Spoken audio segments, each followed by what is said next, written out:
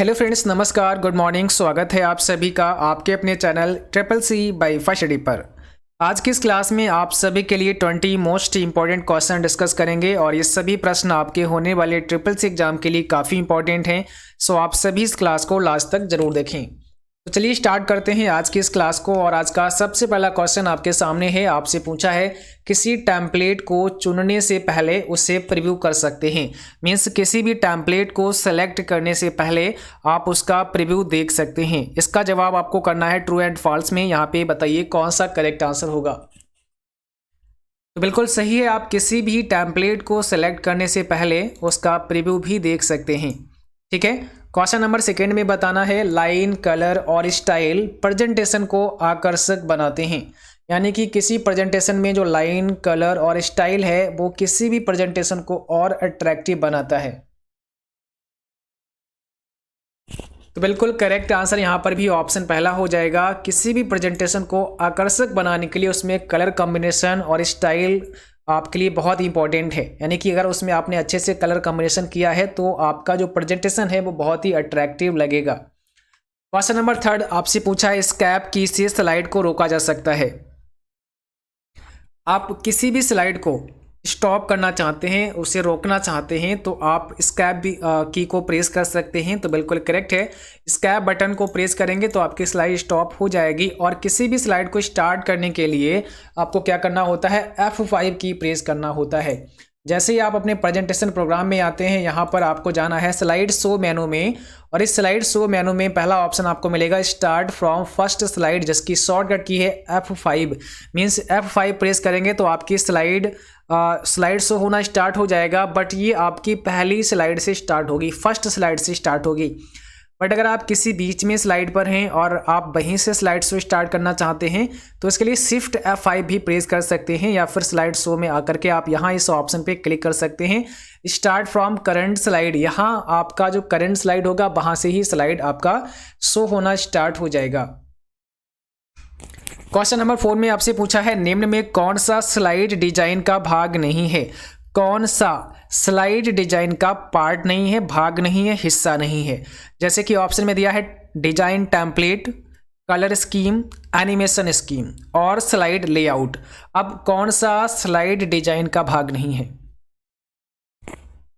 तो correct answer होगा slide layout, option number D. देखो जो आपका डिजाइन टेम्पलेट है, कलर स्कीम है और एनिमेशन स्कीम है, ये सभी स्लाइड की डिजाइन से संबंधित हैं। बट स्लाइड लेआउट आपका स्लाइड की डिजाइन से संबंधित नहीं है। इम्प्रेस में आप निम्न मेनू से स्लाइड लेआउट पर जा सकते हैं।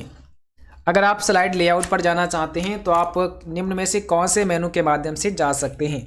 कौन सा यहाँ पे आपका करेक्ट आंसर है क्वेश्चन नंबर 5 का।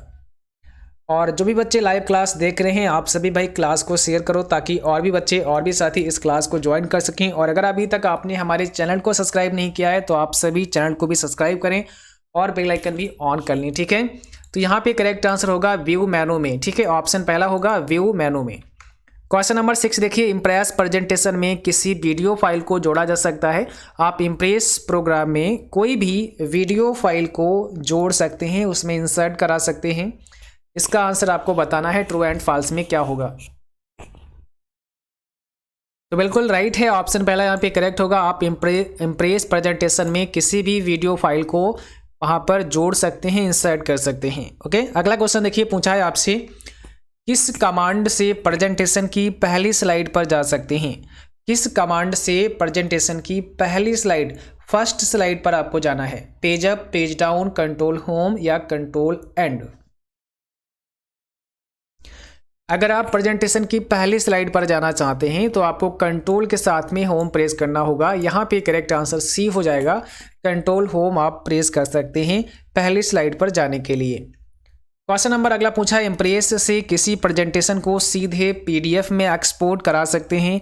कोई भी प्रेजेंटेशन प्रोग्राम आपने इम्प्रेस में बनाया है, आप उसे सीधे PDF में एक्सपोर्ट कर सकते हैं। क्या इसका जवाब होगा आपका ट्रू होगा या फिर फॉल्स होगा? तो बिल्कुल आप उससे PDF में भी एक्सपोर्ट करा सकते हैं। यहाँ पर ऑप्शन आपका पहला करेक्ट होगा। अगर आपने कोई प्रेजेंटेशन बनाया है, यहाँ से आप इसे एक्सपोर्ट फाइल पे आके यहाँ पर आप देखेंगे एक्सपोर्ट एज पीडीएफ का एक ऑप्शन है, तो यहाँ से आप इसे एक्सपोर्ट एज पीडीएफ करेंगे तो आपका ये प्रेजेंटेशन सीधे पीडीएफ में एक्सपोर्ट हो जाएगा। इसके अलावा ऊपर एक एक्सपोर्ट का भी ऑप्शन है, यहाँ पर अगर आप क्लिक करेंगे तो कई सारे फॉर्मेट आपको यहाँ पर मिलेंगे। आप यहाँ पर पीडीएफ में भी कर सकते हैं, बीएमपी में कर सकते हैं, जीआईएफ में कर सकते हैं, पीएनजी में कर सकते हैं, जेपीईजी में कर सकते हैं, एसवीजी में कर सकते हैं, और भी कई सारे फॉर्मेट हैं जहां पर आप इसको एक्सपोर्ट कर सकते हैं, इसको सेव कर सकते हैं उस फॉर्मेट में। ओके, तो यहाँ पर पहला ऑप्शन राइट है आपका, आप पीडीएफ में भी इसको एक्सपोर्ट करा सकते हैं। और अगला क्वेश्चन आपसे पूछा है, इम्प्रेस में स्लाइड के बैकग्राउंड में कोई इमेज सेट करने के लिए आप किस मेनू का चुनाव करेंगे? क्योंकि ये बहुत इंपॉर्टेंट है जब आप कोई प्रेजेंटेशन बनाते हैं और आप चाहते हैं कि आपकी स्लाइड में पीछे बैकग्राउंड में कोई इमेज एक हो जाए, इमेज आप वहाँ पे सेट करना चाहते हैं, तो कौन से मेनू में जाकर के आप इमेज को सेट कर सकते हैं?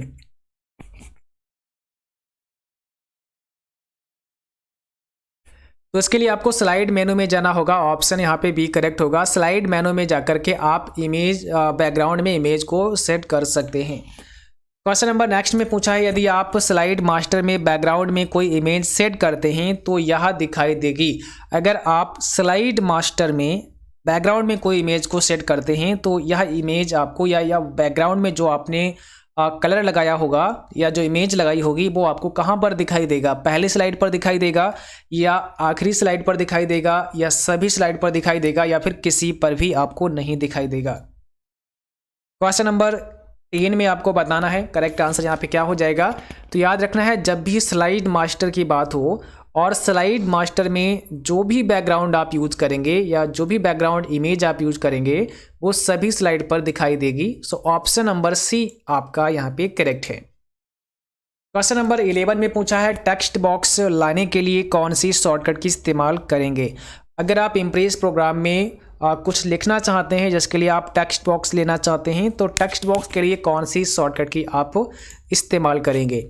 यहाँ पर अभी देखेंगे तो अभी हमने जो स्लाइड लेआउट लिया है जिसमें टाइटल स्लाइड है, अगर हम इसका लेआउट ब्लैंक कर देते हैं तो अभी यहाँ पर देखिए ब्लैंक लेआउट आ चुका है। अब यहाँ पर अभी आप कुछ नहीं लिख पाएंगे क्योंकि अभी यहाँ पर हमारे पास कोई भी टेक्स्ट बॉक्स नहीं है। सो इस टेक्स्ट बॉक्स को लेने के लिए हमें क्या करना होगा? F2 प्रेस करना होगा। तो हम यहाँ पर F2 प्रेस करेंगे, टेक्स्ट बॉक्स आ जाएगा। या फिर आप देखेंगे यहाँ पर आपको टेक्स्ट बॉक्स का एक ऑप्शन दिख रहा होगा और यहाँ पर F2 इसका शॉर्टकट की भी दिया गया है, तो यहाँ पर F2 आप प्रेस कर सकते हैं। जैसे ही F2 प्रेस करेंगे टेक्स्ट बॉक्स आ जाएगा और यहाँ पर आप अब लिख सकते हैं। ठीक है, तो यहाँ पर F2 होता है टेक्स्ट बॉक्स लाने की शॉर्टकट की इम्प्रेस प्रेजेंटेशन में। 12 में देखिए, इम्प्रेस में किसी ऑब्जेक्ट को ग्रुप करने के लिए शॉर्टकट की होती है। अगर आप इम्प्रेस प्रोग्राम में किसी ऑब्जेक्ट को ग्रुप करना चाहते हैं, ग्रुप कब करते हैं? जब आपने 2-3 ऑब्जेक्ट अलग अलग बनाए होते हैं और आप उनको एक में ही शामिल करना चाहते हैं, मीन्स उनका एक ग्रुप, एक समूह बनाना चाहते हैं, तो आप उन्हें ग्रुप भी कर सकते हैं। और इसके लिए आपसे पूछी है शॉर्टकट की, आप कौन सी शॉर्टकट की से ग्रुप कर सकते हैं? तो यहाँ पर कंट्रोल शिफ्ट और जी आपको प्रेस करना होगा। कंट्रोल शिफ्ट और जी प्रेस करेंगे तो आप ग्रुप कर सकते हैं। ठीक है, इसको ध्यान रखना है। जो भी ऑब्जेक्ट होंगे आपस में सबसे पहले उनको सेलेक्ट करना होगा, उसके बाद में कंट्रोल शिफ्ट और जी आपको प्रेस करना होगा जिससे कि वो सभी ग्रुप हो जाएंगे। किसी ऑब्जेक्ट को ब्रिंग टू फ्रंट करने के लिए कौन सी शॉर्टकट की इस्तेमाल करते हैं? ब्रिंग टू फ्रंट आप अगर करना चाहते हैं तो इसके लिए क्या शॉर्टकट की इस्तेमाल कर सकते हैं? ब्रिंग टू फ्रंट कब करते हैं? जब आपने अपनी स्लाइड में कोई टेक्स्ट लिखा होता है और टेक्स्ट लिखने के बाद में अगर आपने इसके ऊपर से कोई शेप को यूज कर दिया है ना, कोई आपने यहाँ पे शेप लगा दिया है, उसमें कोई कलर फिल कर दिया है और अब आपका टेक्स्ट नीचे चला गया है, मीन्स वो छिप गया है, तो उस टेक्स्ट को लाने के लिए हम क्या कर सकते हैं? वहाँ पर आप ब्रिंग टू फ्रंट कर सकते हैं। या कई बार हमें ऑब्जेक्ट को सेंड टू बैक करना होता है तो हम सेंड टू बैक भी कर सकते हैं।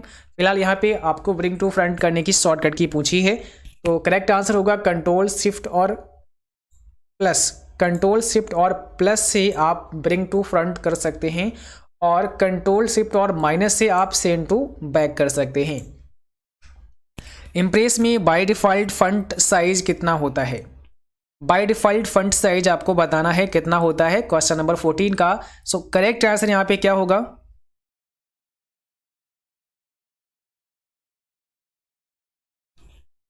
तो यहाँ पर आपका राइट आंसर ऑप्शन सी होगा, 18 होता है, 18 होता है। इम्प्रेस प्रेजेंटेशन में जो बाय डिफ़ॉल्ट साइज होता है आपके फ़ॉन्ट का, जैसे कि हमने यहाँ पे अभी कुछ लिखा और इसका जो साइज होगा वो 18 होगा, जैसा कि आप यहाँ पर देख सकते हैं। अभी जो साइज है यहाँ पर वो आपका 18 है, ठीक है। 18 नंबर का साइज होता है।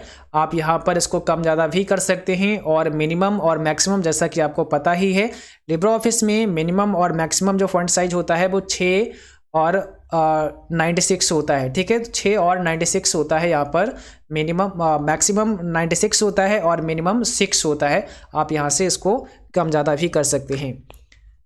क्वेश्चन नंबर नेक्स्ट अब आपको बताना है और यहाँ पे पूछा है ईमेल अकाउंट का स्टोरेज एरिया जहाँ सभी मेल स्टोर होती हैं उसे क्या कहते हैं। यानी कि जो आपके ईमेल अकाउंट का स्टोरेज एरिया होता है उसे किस नाम से जानते हैं? अटैचमेंट, हाइपरलिंक, मेल बॉक्स या एड्रेस बुक। तो सही जवाब होगा मेल बॉक्स के नाम से जानते हैं। यहाँ पर ऑप्शन सी होगा मेल बॉक्स। ईमेल का पहला भाग डैश को बताता है। ईमेल में जो फर्स्ट पार्ट होता है, जो पहला भाग होता है, वो किसे बताता है, ये आपको बताना है। पहला वाला भाग जो होता है वो डोमेन नेम को बताता है। सो यहाँ पर बी ऑप्शन आपका राइट है, डोमेन नेम, ठीक है। और इसके बाद में @ का सिंबल होता है और उसके बाद में आपका डोमेन नेम होता है, आपका होस्ट नेम होता है। निम्न में से कौन सा ईमेल क्लाइंट है? बताओ, ईमेल क्लाइंट इसमें से कौन सा है? आउटलुक, इंटरनेट एक्सप्लोरर, नेटस्केप या इसमें से कोई नहीं। तो करेक्ट आंसर यहाँ पे क्या होगा? आउटलुक आपका एक ईमेल क्लाइंट है। अगला क्वेश्चन पूछा है ईमेल भेजने और प्राप्त ईमेल को पढ़ने के लिए अपने अकाउंट में डैश करें, साइन आउट करना होगा, लॉगिन करना होगा, सर्च या सॉर्ट करना होगा। तो यहाँ पे बताओ कौन सा राइट आंसर हो जाएगा। ईमेल भेजने और प्राप्त ईमेल को पढ़ने के लिए अपने अकाउंट में आपको लॉगिन करना होगा। सो ऑप्शन नंबर बी यहाँ पे करेक्ट होगा। नेक्स्ट क्वेश्चन पूछा है प्राप्त ईमेल को किसी दूसरे को भेजने के लिए डैश पर क्लिक करें।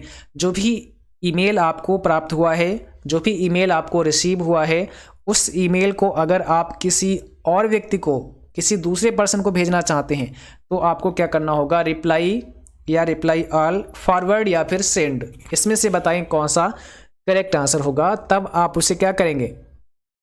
फॉरवर्ड करेंगे, यानी कि सी ऑप्शन करेक्ट होगा। तब आप उसे फॉरवर्ड करेंगे। अगला क्वेश्चन देखिए, पूछा है G2G का पूरा नाम गवर्नमेंट टू गवर्नमेंट होता है। बताओ इसमें से कौन सा करेक्ट आंसर हो जाएगा। G2G का पूरा नाम गवर्नमेंट टू गवर्नमेंट होता है, तो बिल्कुल करेक्ट है। यहाँ पे ऑप्शन पहला आपका राइट होगा, ठीक है। और आज की क्लास बस यहीं तक थी। उम्मीद करता हूँ कि आप सभी बच्चों को क्लास पसंद आई होगी। क्लास अच्छी लगी हो उसको लाइक ज़रूर करें, शेयर करें और जो भी साथी चैनल पर पहली बार हैं तो आप सभी सब्सक्राइब करें और बेल आइकन भी ऑन करें ताकि नोटिफिकेशन भी आप सभी को मिलता रहे। और जिन बच्चों का आज एग्ज़ाम है आप सभी को हमारी तरफ से best of luck, all the best. उम्मीद है कि आप सभी का एग्ज़ाम बहुत अच्छा होगा। जो भी प्रश्न आपको याद रहें आप हमें मेल कर सकते हैं या फिर हमें व्हाट्सअप कर सकते हैं। मेल आईडी और व्हाट्सअप नंबर आपको इसी वीडियो के डिस्क्रिप्शन बॉक्स में मिल जाएगा, जहां से आप देख सकते हैं। तो आज के लिए बस इतना ही। Thanks for watching. Thank you, bye bye.